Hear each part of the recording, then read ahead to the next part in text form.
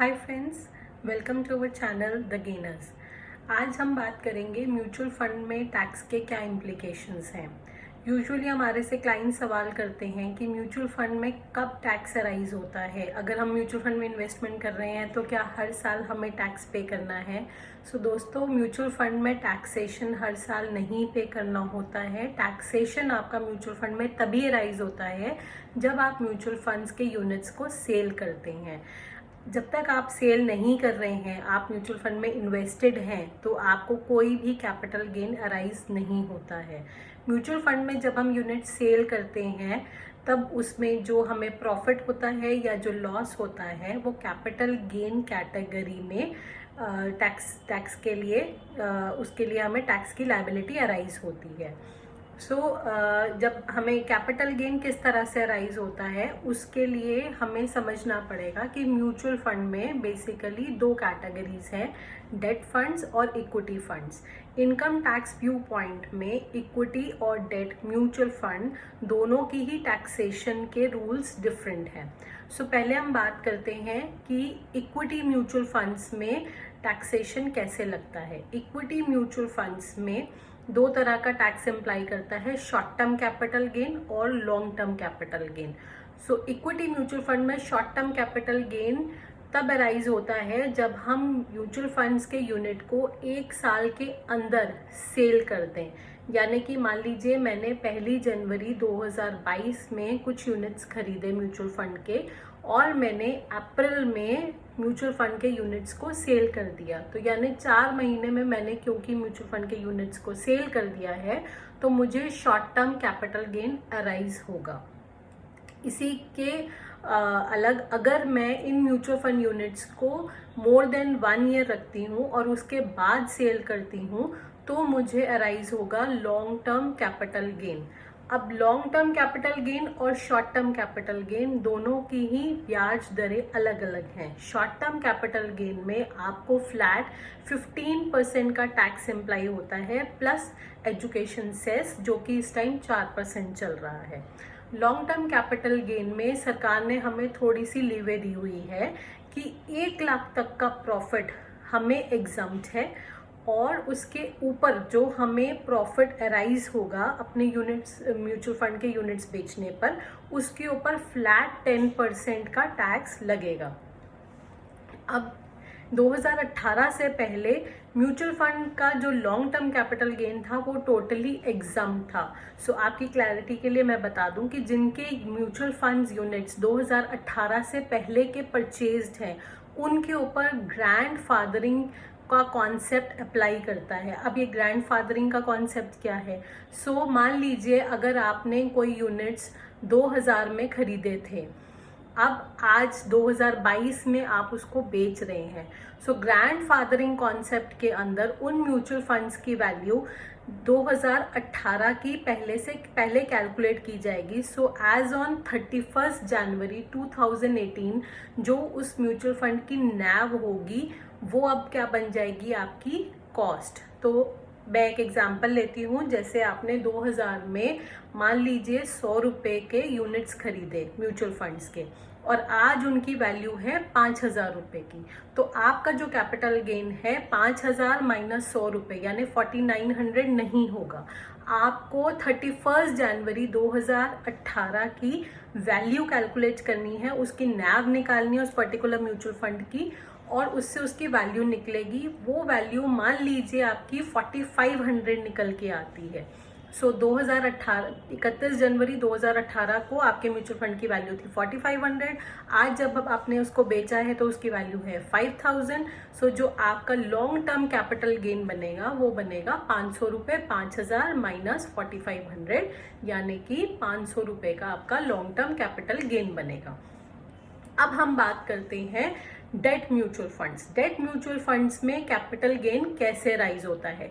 तो पहले इक्विटी से जो डेट के म्यूचुअल फंड हैं उनके कैपिटल गेन कैलकुलेट करते टाइम उनका पीरियड ऑफ होल्डिंग डिफर करता है। इक्विटी में हमने समझा कि शॉर्ट टर्म कैपिटल गेन तब अराइज होगा अगर यूनिट्स को 1 साल से पहले बेचा जाएगा, जबकि डेट म्यूचुअल फंड में जो ये ड्यूरेशन है ये 3 साल का है। अगर 3 साल से पहले आप डेट म्यूचुअल फंड्स के यूनिट्स को बेचते हैं तो आपको शॉर्ट टर्म कैपिटल गेन लगेगा, और अगर आप डेट म्यूचुअल फंड में 3 साल के बाद यूनिट्स बेचते हैं तो आपको लॉन्ग टर्म कैपिटल गेन लगेगा।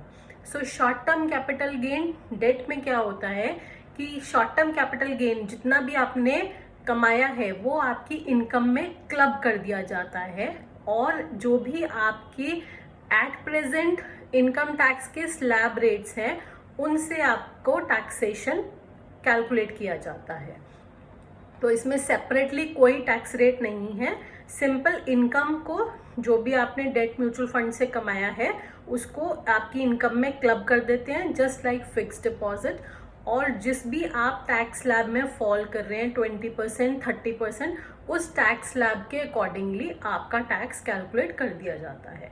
So it is very much advisable कि जो भी हाई टैक्स पेयर हैं वो शॉर्ट टर्म डेट का म्यूचुअल फंड का गेन ना लें। वो अपने अगर डेट में इन्वेस्टेड हैं तो 3 साल बाद ही उसमें से एग्जिट करें। उसके बाद आता है डेट का लॉन्ग टर्म कैपिटल गेन। सो डेट में लॉन्ग टर्म कैपिटल गेन तब अराइज होता है जब आप उसके यूनिट्स को 3 साल के बाद बेचते हैं। जब आप डेट म्यूचुअल फंड के यूनिट्स को 3 साल के बाद बेचते हैं तो आपको उसमें इंडेक्सेशन बेनिफिट मिलता है।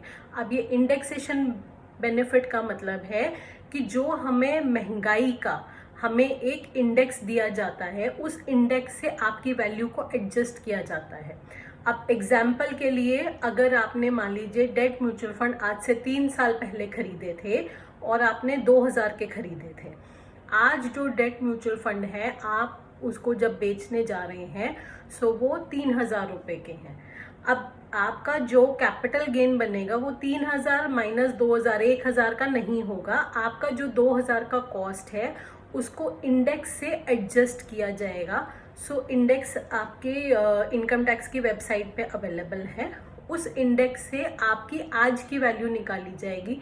सो मान लीजिए वो आज की वैल्यू आपकी 2600 रुपये आती है, तो जो आपका कैपिटल गेन बनेगा वो 3000 माइनस 2600, 400 रुपये का कैपिटल गेन बनेगा, जिसके ऊपर 20% का फ्लैट आपको टैक्स पे करना है। सो डेट म्यूचुअल फंड में लॉन्ग टर्म कैपिटल गेन में 20% is the tax rate after the indexation effect. ये जो इंडेक्सेशन है ये हमें इक्विटी म्यूचुअल फंड के लॉन्ग टर्म कैपिटल गेन में नहीं मिलता है। वहाँ फ्लैट आपको 10% का टैक्स लगता है, कोई इंडेक्सेशन का बेनिफिट नहीं है। लेकिन डेट म्यूचुअल फंड्स में आपको इंडेक्सेशन का बेनिफिट प्रोवाइड किया जाता है। अब एक और सवाल हमारे इन्वेस्टर्स यूजुअली हमसे पूछते हैं कि क्या जब मैं यूनिट्स रिडीम करूँगा तो मेरे म्यूचुअल फंड जो AMC है क्या वो टैक्स डिडक्ट करके मुझे पैसा देगी? तो इसका जवाब है नहीं। म्यूचुअल फंड हाउस आपका टैक्स डिडक्ट नहीं करते हैं। टैक्स जमा करने की जिम्मेदारी आपकी है। आपका पैसा आपके करंट NAV पे कैलकुलेट करके पूरा पैसा आपके अकाउंट में क्रेडिट कर दिया जाता है। उसका टैक्सेशन कैलकुलेट करके आपको खुद जमा करना पड़ता है अपनी ITR में। उसके अलावा एक और नया सवाल आता है कि अगर हमें म्यूचुअल फंड से डिविडेंड रिसीव हो रहा है सो उस डिविडेंड का क्या करना है। तो दोस्तों जो ये डिविडेंड था 2020 तक ये एग्जाम था। जो कंपनीज होती थी वो डिविडेंड डिस्ट्रीब्यूशन टैक्स पे करती थी, तो वो खुद ही डिविडेंड के ऊपर टैक्स कैलकुलेट कर लेती थी और इन्वेस्टर को टैक्स काटने के बाद ही पैसा उनके अकाउंट में जमा किया जाता था। तो उस केस में इन्वेस्टर के हाथ में डिविडेंड टोटली टैक्स फ्री था। लेकिन 2020 से इसके रूल चेंज हो गए हैं।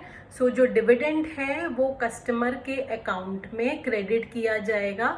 वो जो इनकम है वो आपके इनकम फ्रॉम अदर सोर्सेज का पार्ट बनेगा, आपकी इनकम में ऐड होगा और as per your tax slabs ये आपको इसका टैक्स पे करना पड़ेगा। इसमें कंपनीज को ये बोला गया है कि अगर डिविडेंड 5000 के ऊपर है तो आपको इसके ऊपर TDS काटना है, जो इस टाइम पे 10% है। तो अगर आपका डिविडेंड 5000 के ऊपर बन रहा है तो कंपनी उसमें TDS काट के आपके अकाउंट में जमा कर देगी। उस TDS का बेनिफिट आप अपनी इनकम टैक्स रिटर्न में दिखा सकते हैं। तो दोस्तों ये हमारा वीडियो जो है, आई होप कि आपको पसंद आया होगा। आपके टैक्सेशन रिलेटेड, म्यूचुअल फंड्स के रिलेटेड जो भी क्वेरीज हैं वो सॉल्व हो पाई होंगी। Thank you.